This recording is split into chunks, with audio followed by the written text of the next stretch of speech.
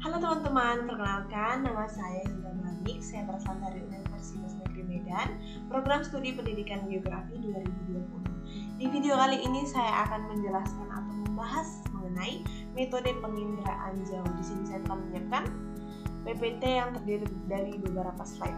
Yang pertama, untuk mengetahui metode penginderaan jauh, terlebih dahulu kita bahas pengertian dari penginderaan jauh.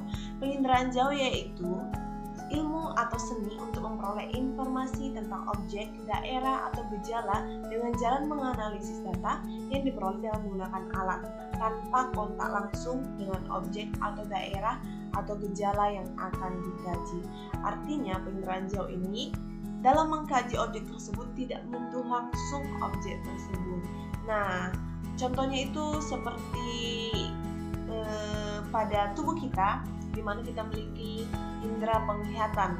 Nah, konsep penginderaan jauh ini mirip seperti konsep indera penglihatan, di mana dari kejauhan kita dapat melihat suatu objek, misalnya pohon. Kita melihat pohon tanpa kita menyentuh pohon tersebut, kita sudah memiliki gambaran dalam pikiran kita bahwa itu pohon. Seperti itu pula lah konsep penginderaan jauh ini. Kita masuk kepada metode penginderaan jauh. Metode penginderaan jauh terdiri dari dua kata, yaitu metode dan penginderaan jauh. Metode merupakan cara atau prosedur atau langkah-langkah untuk mencapai tujuan tertentu. Penginderaan jauh yaitu ilmu atau seni untuk memperoleh informasi tanpa kontak langsung dengan objek yang akan dikaji. Jadi metode penginderaan jauh dapat diartikan sebagai prosedur, cara-cara, langkah-langkah untuk penginderaan jauh. Maka adapun langkah pertama yaitu yang dibutuhkan dalam proses ataupun metode penginderaan jauh ini yaitu sumber tenaga. Di mana sumber tenaga ini sangat dibutuhkan dalam penginderaan jauh. Sumber tenaga yaitu yang akan menyinari objek di permukaan bumi agar membentukkan gambar ke sensor. Nah, tanpa sumber tenaga penginderaan jauh tidak akan bisa, karena sumber tenaga itulah yang menyinari objek yang akan dikaji.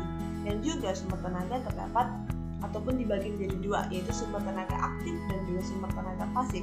Sumber tenaga aktif yaitu sumber tenaga yang dibuat oleh manusia ataupun sumber tenaga campuran. Kalau sumber tenaga pasif yaitu yang alami seperti sinar matahari ataupun dari bulan. Yang kedua yaitu ada objek. Objek yaitu sasaran yang akan direkam. Objek ini dapat berupa litosfer atau batuan ataupun fenomena ataupun gejala yang ada di permukaan bumi. Nah, yang selanjutnya yaitu ada sensor dan wahana. Seperti yang kita ketahui bahwa sensor itu merupakan alat dan wahana itu merupakan kendaraan. Jadi yang keduanya ini sangat berhubungan karena wahana akan membawa sensor. Nah, sensor itu alat yang digunakan untuk melacak, mendeteksi, dan merekam suatu objek. Maka sensor inilah yang akan merekam objek yang kita kaji, objek tujuan kita yang akan kita kaji. Nah, objek inilah yang akan direkam oleh sensor. Sensor itu dibagi menjadi dua, yaitu sensor fotografik dan sensor elektronik. Sensor fotografik yaitu proses perekamannya berlangsung secara kimiawi. Nah, sensor fotografik ini pemotretannya itu dengan tenaga elektromagnetik, yang mana hasil dari sensor fotografik ini biasanya itu foto udara. Dan sensor elektronik yaitu yang proses perekamannya dalam bentuk sinar elektrik, yang mana sensor elektronik ini biasanya akan menghasilkan data digital ataupun data visual. Adapun wahana yaitu kendaraan yang membawa sensor. Kendaraannya itu dapat seperti balon udara, dapat seperti pesawat dan lain sebagainya. Dan wahana ini akan membawa sensor untuk merekam ataupun melacak ataupun mendeteksi objek yang dikaji. Yang kelima ada perolehan data. Nah, setelah langkah-langkah yang tadi, maka ditemukanlah atau diperolehlah data penginderaan jauh. Data ini merupakan data dari objek yang kita kaji tentunya. Di mana perolehan data ini terdiri dari data manual dan data digital atau numerik. Nah, data Data manual ini artinya data yang akan diolah dengan secara manual, dan data digital ini diolah dengan sistem komputer. Dan yang terakhir yaitu pengguna data. Pengguna data ini artinya orang yang akan memakai data yang telah didapat dari proses penginderaan jauh tadi, yang mana data penginderaan jauh ini atau pengguna datanya itu banyak.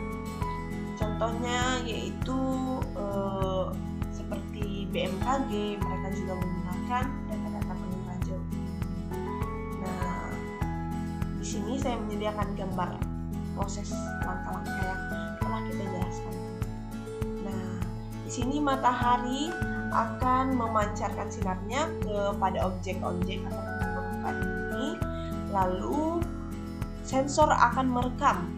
Sensornya di sini pada tahap ini sensor merekam objek permukaan bumi tersebut. Ini direkam oleh sensor.